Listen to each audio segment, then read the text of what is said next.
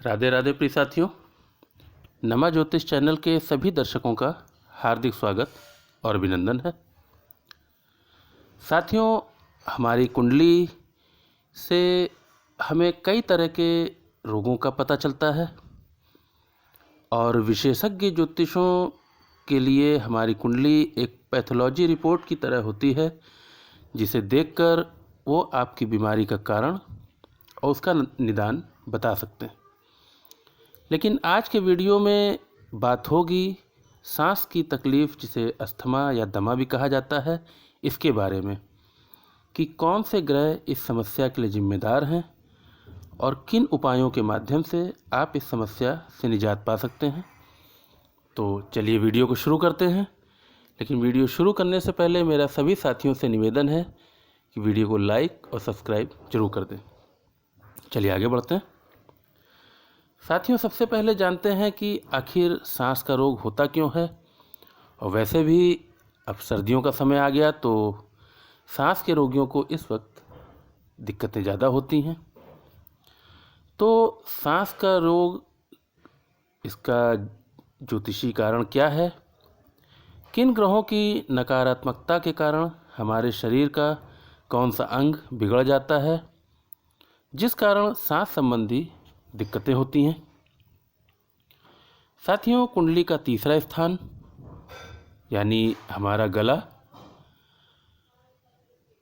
जहाँ पर श्वास नलिका होती है और यहाँ बार बार सांस का धीमा तेज होना, रुक रुक कर आना, सांस लेने में कठिनाई होना, ये हमारे शरीर में दमा या अस्थमा रोग को परिलक्षित करता है।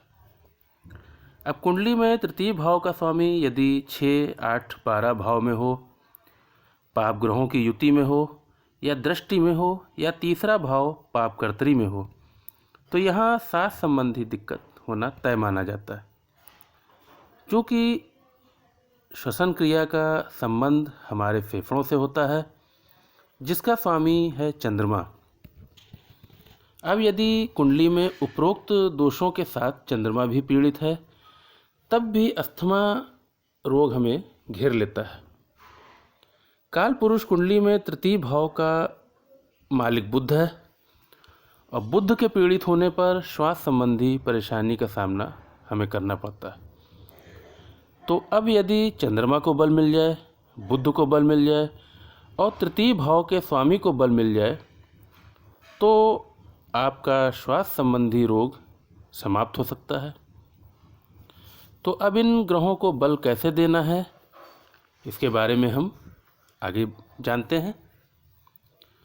साथियों, सबसे पहले चंद्रमा को बल कैसे मिलेगा, तो आप अपनी कुंडली का विश्लेषण करा के किसी ज्योतिषी से आप मोती धारण कर सकते हैं।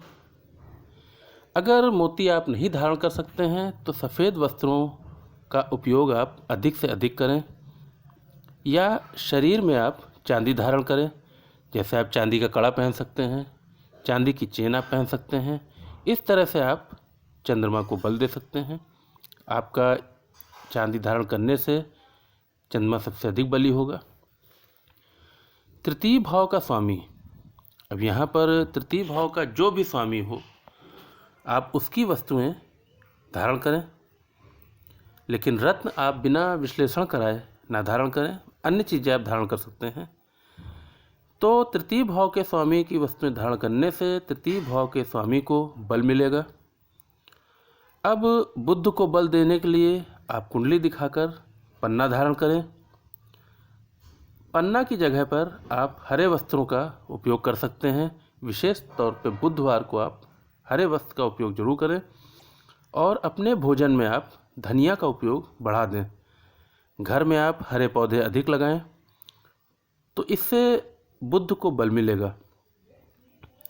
अब यदि तृतीय भाव का स्वामी तृतीयेश,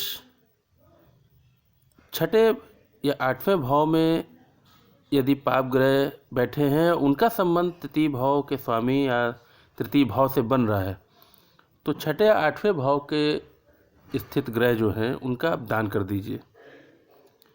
इन उपायों के बाद आप देखेंगे कि धीरे धीरे आपका श्वास रोग समाप्त हो जाएगा, स्वतः ही समाप्त हो जाएगा।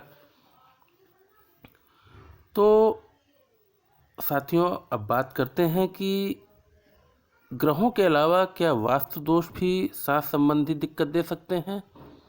तो इसका भी जवाब हाँ में ही होगा, और इसे ठीक भी किया जा सकता है कुछ उपायों के माध्यम से। साथियों, अब यदि आपके घर में पश्चिम से उत्तर और उत्तर से पूर्व की दिशा दोषयुक्त है, अब दोषयुक्त कैसे होगी? जैसे वेंटिलेशन की व्यवस्था नहीं है या वेंटिलेशन की उचित व्यवस्था नहीं है, तो सांस संबंधी दिक्कत आपके परिवार में होना स्वाभाविक है, क्योंकि पश्चिम दिशा शनि के आधिपत्य में है और दुनिया की सभी गैसों का स्वामी शनि को ही माना गया है। अब उत्तर या पूर्व की बात करें तो यह दिशा बृहस्पति के आधिपत्य में है, जो प्राणवायु, जिसे ऑक्सीजन भी कहा जाता है, तो इसका बृहस्पति ग्रह में भंडार है। और उत्तर पूर्व दिशा दूषित होने से प्राणवायु का खतरा बन जाता है। अब घर में इन दिशाओं में यदि समस्या है तो आपको सांस लेने में दिक्कत होगी, सांस की तकलीफ़ आपको ज़रूर होगी।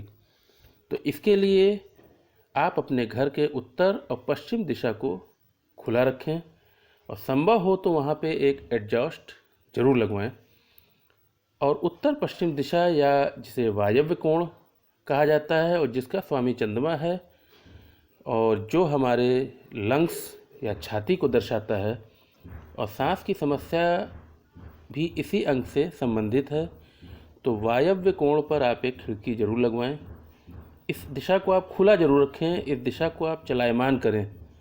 आप देखेंगे कि आपके घर से श्वास संबंधी तकलीफ बिल्कुल छूमंतर हो जाएगी। तो साथियों, ये चर्चा थी आज सांस संबंधी दिक्कतों के बारे में कि इनके ज्योतिषी कारण क्या है, ग्रहों से की नकारात्मकता का क्या कारण है, और वास्तु संबंधी क्या कारण है जो सांस की दिक्कत हमें देते हैं। और इसी के साथ मैं डॉक्टर आशीष कुमार श्रीमणि अपनी वाणी को विराम देता हूँ। और यदि वीडियो पसंद आया हो तो इसे लाइक और सब्सक्राइब जरूर करें। जय श्री राधे, जय श्री कृष्ण।